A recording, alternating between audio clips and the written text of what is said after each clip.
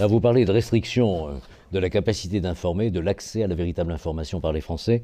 Il faut noter cette semaine que le journal Présent va être privé de sa subvention publique, qui est généralement accordée à tous les organes politiques d'information, pour une raison technique qui paraît tout à fait mineure, et que cette menace peut mettre en cause l'existence même du journal.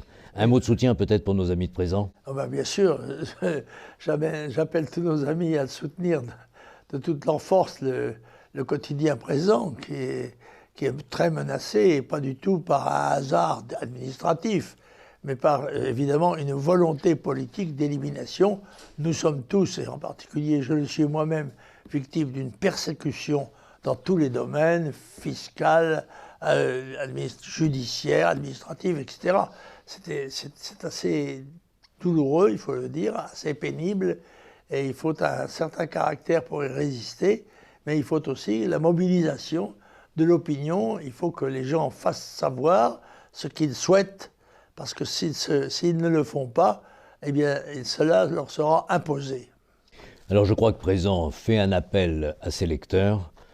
Vous en faites partie, vous êtes abonné à Présent, vous encouragez tout le monde à répondre à cet appel? Oui, bien sûr, évidemment, mais j'encourage aussi à peser sur le gouvernement pour qu'il modifie son attitude à l'égard de ce journal. C'est absolument intolérable que le Présent soit frappé par une injustice qui, d'ailleurs, qui est appliquée, il faut le dire, à peu près dans tous les domaines, en ce qui concerne les gens de l'opposition nationale, que ce soit par le Parlement européen, que ce soit par les tribunaux, que ce soit par l'administration fiscale.